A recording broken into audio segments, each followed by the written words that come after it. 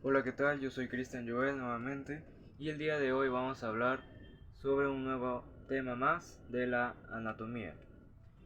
El tema de hoy día vamos a hablar sobre el tejido epitelial.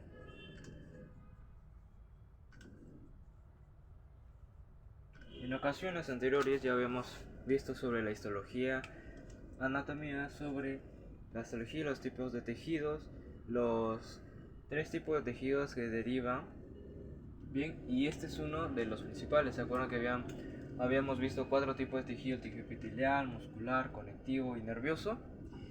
Vamos a hablar cada uno de ellos y empezando por el tejido epitelial. Esta clase solamente es netamente tejido epitelial. Vamos a hablar sobre los tipos de tejido epitelial que existe. Hay escamoso, hay cúbicos, hay cilíndricos, hay estratificados, pseudoestratificados, etc. Vamos a ver cada una de sus clasificaciones y empezando como número uno con sus características.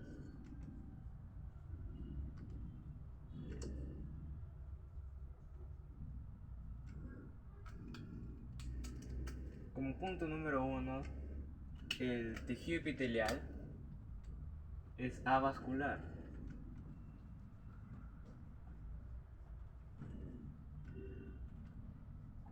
Es avascular e inervada. ¿Qué quiere decir con avascular? Quiere decir que no presenta vasos sanguíneos. E inervada porque presenta nervios entrelazados entre sí. Como segundo punto, tenemos que el tejido epitelial, como ya una de las principales características que ya la habíamos hablado antes, presenta, presenta mayor, que lo represento con un más, mayor cantidad de células, y menor, que lo represento con un menos, menor sustancia intercelular o extracelular. Eso ya lo habíamos hablado en clases anteriores. Como tercer punto, una característica principal del tejido epitelial es de que sus células son polares. Y último punto de característica principal del tejido epitelial es de que aparte de que lo pongo aquí, aparte de ser polares, realizan mitosis. Seguro ya han escuchado lo que es ese término de mitosis. Después ya en varias clases vamos a hablar sobre qué es netamente mitosis. En un resumen práctico y en pocas palabras, la mitosis es la división celular. También es conocido así, mitosis o división celular. Mitosis que tiene cortas fases. Por ejemplo, tenemos a la fase G1, donde aumenta su tamaño; la fase S, donde se realiza la síntesis de ADN o duplicación del ADN o replicación. Tenemos a la G2, que es donde ya la mitosis ya pasa a la siguiente fase, que es ya la división, lo que es meiosis. Mitosis en sí es división celular, es decir, de una célula se crea al final de una fase que se llama citocinesis. Se realiza un anillo contráctil y hace de que una célula se parta en dos. Y como es solamente una célula, y como tenemos muchas células en el tejido epitelial, pues se van a ir multiplicando las células. Es decir, de una sola salen dos, pero como tenemos varias, van a salir muchas más y más. Eso es realizar mitosis, división celular. Bien, ya hemos hablado sobre las características y ahora vamos a hacer un pequeño esquema de cómo es el tejido epitelial, sus partes y lo que realiza o lo que contiene cada parte. Bien.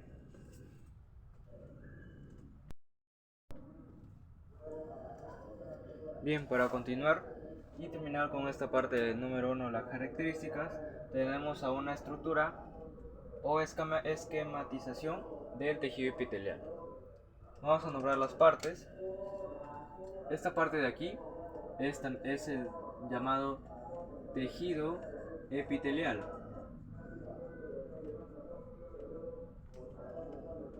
Bien, el tejido epitelial tiene principalmente dos componentes. Esto de azul, que representa a la lámina basal,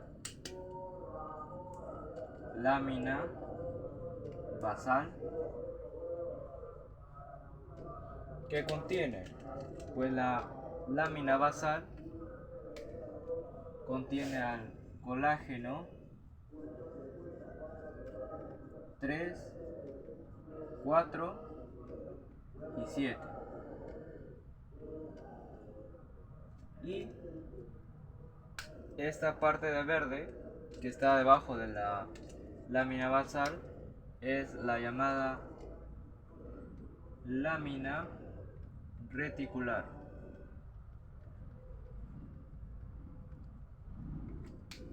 Toda esta estructura, desde la lámina reticular hasta esta estructura que se llaman capilares, estos son los tejidos. Es el tejido conjuntivo.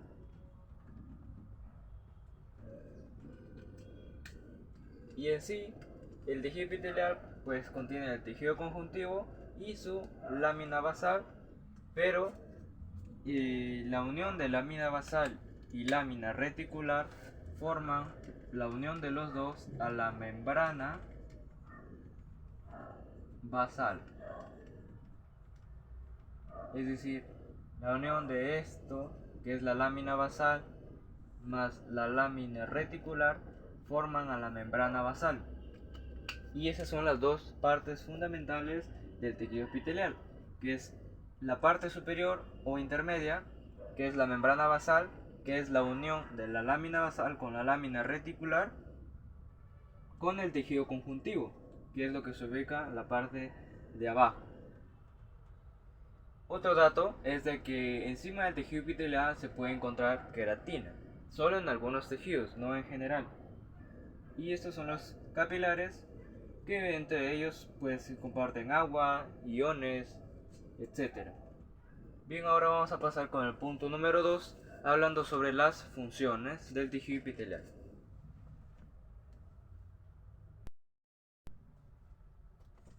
Bien, ahora continuando con el punto número 2, vamos a hablar sobre las funciones principales que tiene el tejido epitelial. Voy a nombrar algunas, o bueno, las principales, que son secreción, protección, absorción, reproducción,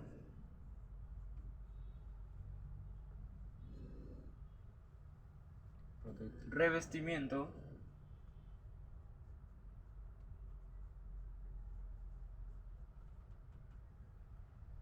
lubricación,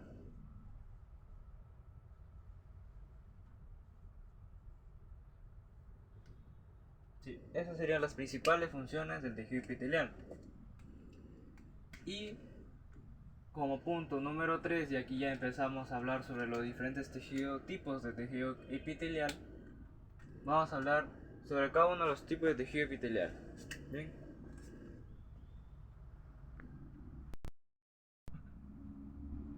Bien, ya hemos hablado sobre las funciones.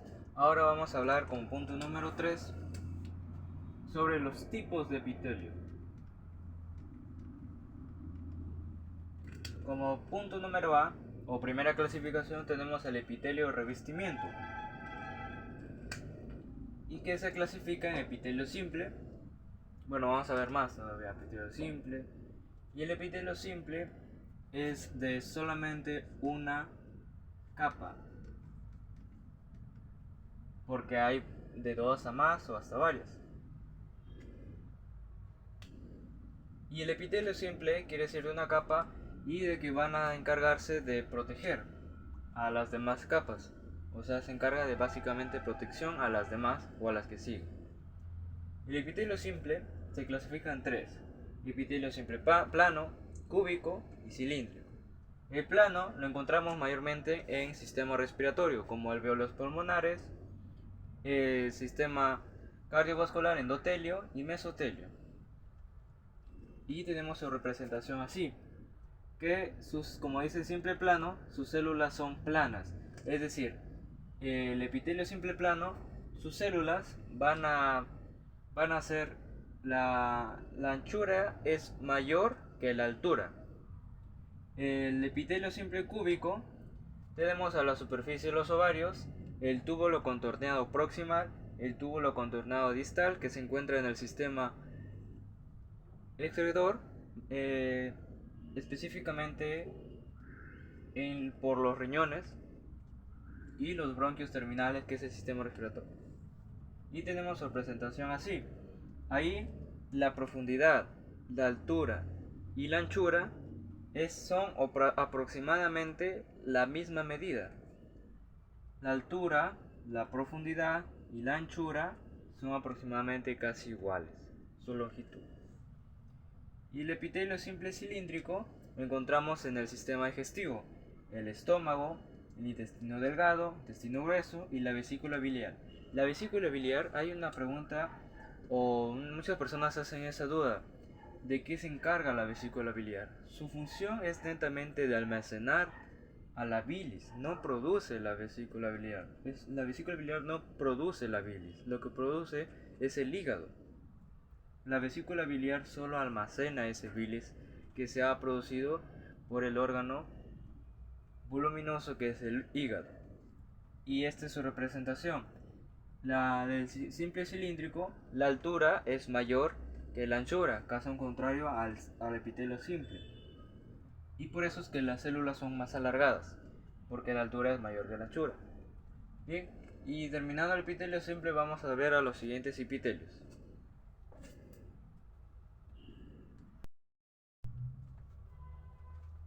Bien, continuando con el punto número 2, ya hemos visto sobre el tejido epitelial.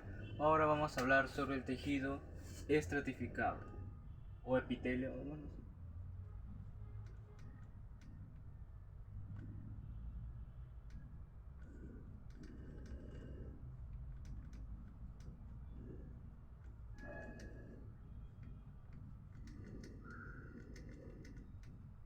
El epitelio estratificado, a diferencia del simple, ya no presenta una sola capa, sino de 2 a más capas.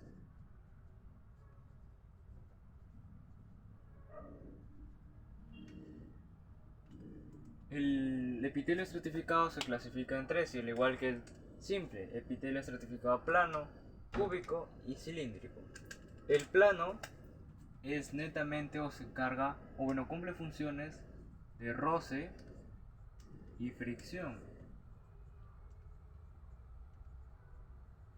Roce, o sea, rozan los dos tejidos o varios tejidos. El plano se clasifica en estratificado plano queratinizado y no queratinizado. El queratinizado, la epidermis. La epidermis es la primera capa de nuestra piel. No queratinizado, el esófago y la vagina.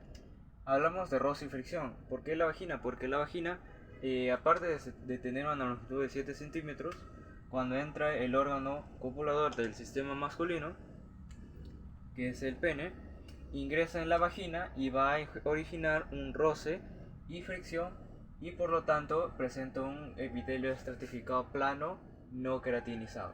Específicamente no queratinizado, o generalmente estratificado plano, porque realiza roce y fricción. Sobre eso ya vamos a hablar en el sistema reproductor tanto masculino como femenino en próximas clases. El estratificado cúbico presenta el conducto de las glándulas sudoríparas, es decir, donde el sudor va a ser expulsado. El esófago fetal, es decir, en la parte ya del feto que está dentro de la madre.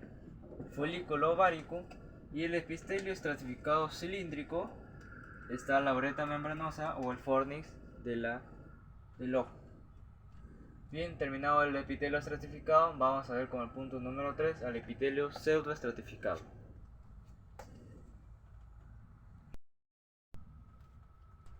Bien, ya para terminar con la última pizarra, nos habíamos quedado en el epitelio estratificado, que habíamos visto el plano, el cúbico y el cilíndrico. Ahora, como número 3, epitelio pseudoestratificado, que clasifica pues el conducto deferente que se encuentra y la próstata, que se ubica bueno en el sistema excretor. Y por último, el último epitelio polimorfo. Polimorfo viene de ser de varias formas, de varias estructuras, que son las vías urinarias, la vejiga, uretra, uréteres. ¿A qué quiere decir polimorfo? Desde su mismo nombre deriva, ya que polimorfo, pues aquí dice la vejiga. La vejiga, ya ustedes saben que almacena la orina, una vez ya pasado por los uréteres y ya una vez pasado por la filtración, llega el orín a la vejiga y la vejiga almacena. La vejiga tiene una capacidad de aproximadamente 600 mililitros de orina, pero ¿qué pasa cuando ya ese límite sobrepasa? ¿Aún tiene capacidad? Sí. Y cuando pasa de ese límite, pues la vejiga se infla, se va hinchando. Y bueno, allá hay nervios que mandan hacia el cerebro que nos dicen ya para miccionar. Y cuando ya miccionamos, esa orina se va y el de estar la vejiga hinchada o completamente llena, pues vaciamos, miccionamos y la orina ya se va y entonces la vejiga regresa a su estado normal y pues por eso es que es un epitelio polimorfo porque cambia de varias formas, de ser, de agrandarse a minimizarse. Epitelios glandulares. Tenemos tres, las glándulas exocrinas, que desde su mismo nombre viene, excreta la sustancia o las sustancias a la superficie.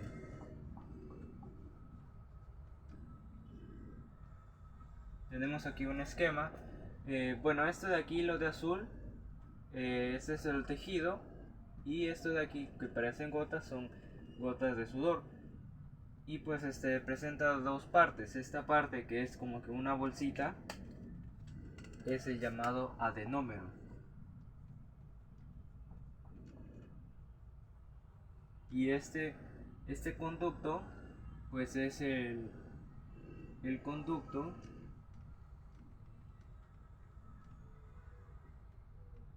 excretor. Es el que expulsa ya. Las glándulas endocrinas tienen una función que es crear hormonas que se dirigen a la sangre.